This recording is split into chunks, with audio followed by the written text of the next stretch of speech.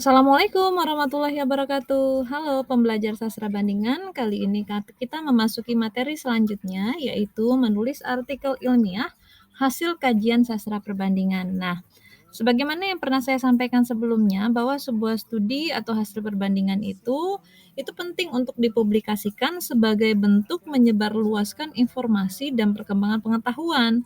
Sebuah proses meneliti berarti ada hal baru yang kita dapatkan dan ini perlu untuk disampaikan. Nah, oleh karena itu, karena perlunya, pentingnya menyebarluaskan informasi hasil penelitian, karena ini bukan hoax ya. Nah, tentu kita juga perlu kemampuan menulis dengan tepat, sehingga informasi yang kita disampaikan juga dapat bermanfaat. Nah, penulisan ini tentu kaitannya dengan sistematika ya. Sistematika umum artikel ilmiah itu setidaknya ada 8 komponen ini, yaitu judul dan identitas, abstrak dan kata kunci, pendahuluan, metode, hasil dan pembahasan, simpulan, persantunan, dan daftar pustaka. Yang jelas istilah-istilah ini kalau nanti Anda lihat di template, "Kok ada perbedaan Bu? Kok ada bagaimana?" Itu wajar ya, karena setiap jurnal atau sebuah media untuk penampung hasil-hasil studi ilmiah ini, itu memiliki gaya selingkung yang menjadi karakter masing-masing. Tapi secara umum ini pasti termuat ya. Kemudian ini kita masuk dulu ya ke tahap pertama yaitu judul dan identitas. Ini bagian awal ya. Di bagian atas itu kan pasti menyampaikan judul dulu tuh yang dibaca orang. Nah, judul artikel ilmiah itu harus dibuat menarik ya, seksi bahasa orangnya. Jadi, bagaimana yang seksi itu, artinya judul itu ketika dibaca itu membuat orang tertarik untuk mengetahuinya. Pasti harus menyampaikan novelty, ada temuan di sana yang bisa dijadikan redaksi judul, atau setidaknya merujuk di situ ada permasalahan, ada konsep atau teori yang digunakan untuk membahas.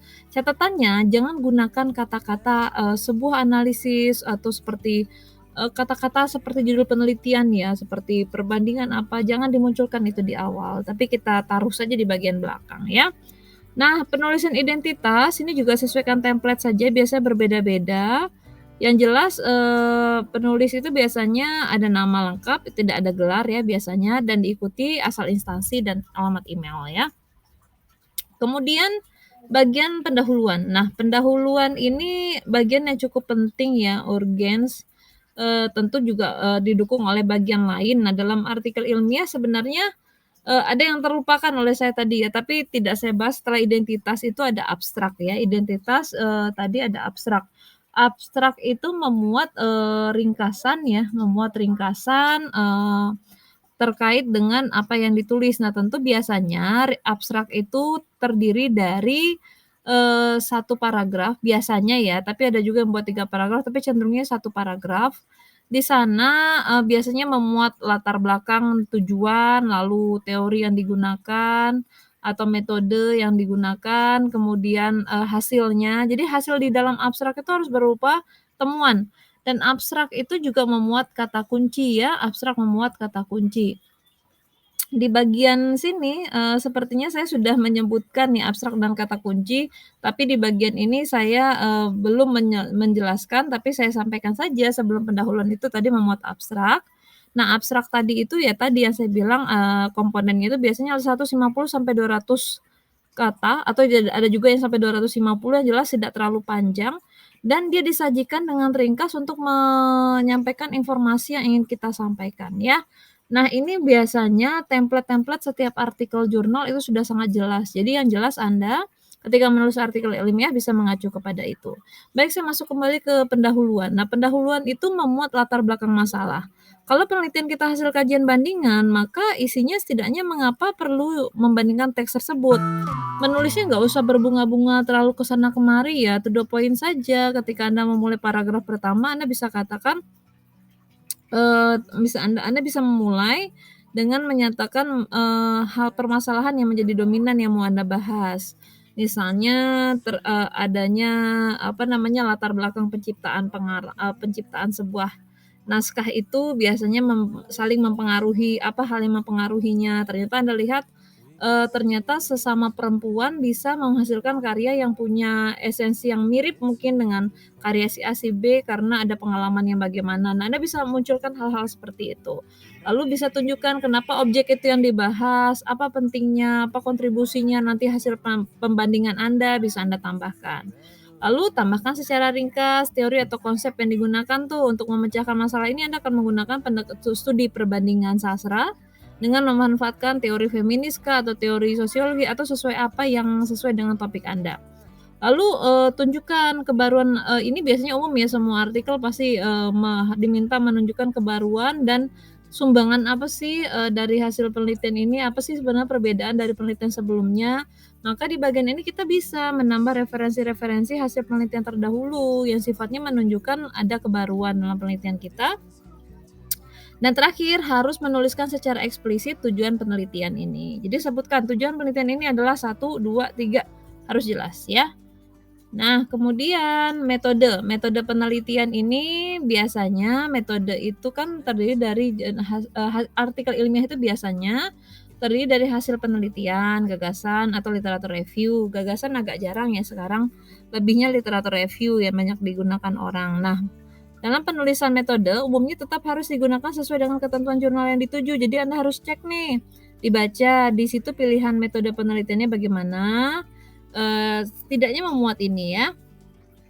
Jadi Anda bisa sampaikan dalam bentuk paragraf-paragraf, jenis metodenya apa. Untuk penelitian kita Anda bisa tulis metode penelitian ini deskriptif, komparatif, karena dia mendeskripsikan hasil perbandingan ya. Kemudian bagaimana proses pengambilan data, bagaimana analisis datanya. Lalu cek kembali aturan dalam jurnal yang dituju. Jadi sesuaikan dengan gaya selingkung ya, sesuaikan dengan gaya selingkungnya. Kemudian